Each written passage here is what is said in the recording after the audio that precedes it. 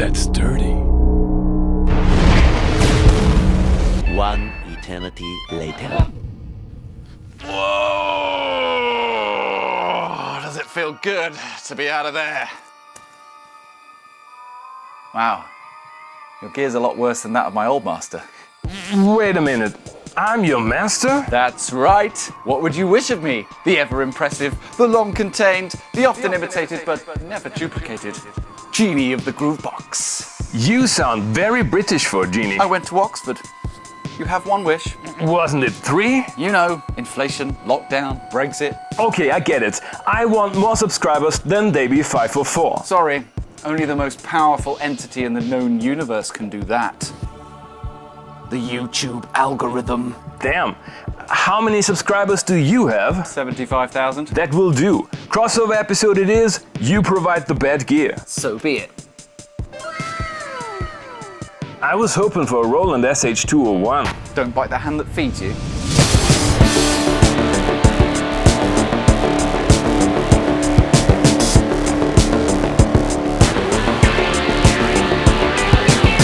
No nonsense. Welcome to Bad Gear, the show about the world's most hated audio tools. Today we're going to talk about the Korg DDM-110 Super Drums. The last time I wanted to make an episode about this notorious 1985 drum machine, I mistakenly bought a Korg PSS-50 Super Section from 1984. Although a lot of people really appreciated the super cheesy arrangements of the Super Section, I kept on searching for the DDM-110 and finally acquired one from a rather shady seller for a very reasonable price. At the first glance, the Korg DDM-110 looks like the stuff that 80s drum machine nightmares are made of. No individual outputs or levels apart from a trigger output linked to the clap and the hi-hat cymbal section knob, a rather cryptic pattern and song-based sequencer, and the worst buttons I've ever seen on a drum machine. Just like the PSS-50 Super Section, it has no MIDI, but it has that kind of tin sync that makes your vintage Roland gear go brrr. It's 48 ppqn compared to Roland's 24 ppqn. Fortunately, a lot of modern gear like the Arturia Beatstep Pro can be switched to that format. The drum voices are standard 80s lo-fi PCM samples. But I really like the very characterful clap sound. That clap is utter trash, mate. Genie, what are you doing in my gear shop? Get out of here. You've used up all your wishes. It's crossover time now. Okay, Genie. Do you have any ideas for that piece of gold apart from telling people that they have already heard it in our little intro tune and asking rhetorical questions on why it is hated on the internet? Yes. Before Roland stuffed me in that dreaded MC303 groove box as punishment for not including it in the Land of the Rising Sound documentary, I did a little monosynth jam with the DDM-110.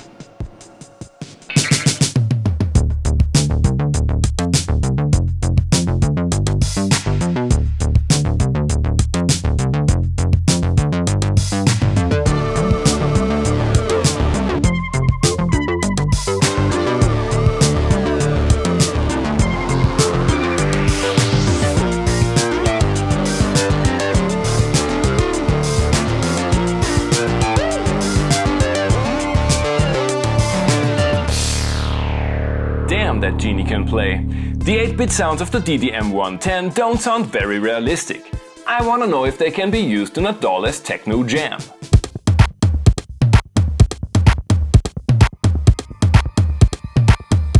Florian! Yes, Genie? Don't you think that setup was a little bit measly after all that fine vintage gear in the last jam? I know, but I don't have any real vintage gear. But then, you are the bad gear guy. Best stick on brand. I wanna know if they can be used in a doll-less techno jam.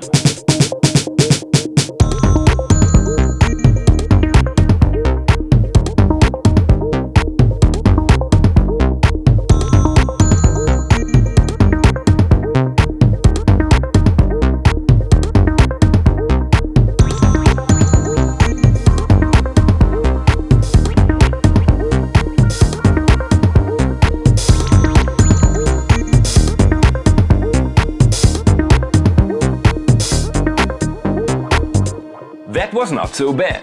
Using it as the sync master worked flawlessly and I liked the slightly laid-back groove of the sequencer. The clap cut through the mix nicely. I told you that clap is terrible. There is this old Austrian proverb that says that a bad workman always blames his tools. What would you do with it? It's an 80s clap. The only way to use it is to go full on 80s. Follow me. Sleeping in an empty room,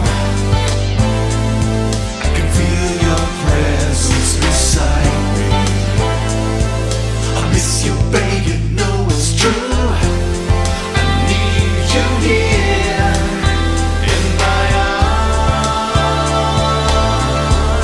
Oh baby, baby, every now and then you cause me heartache.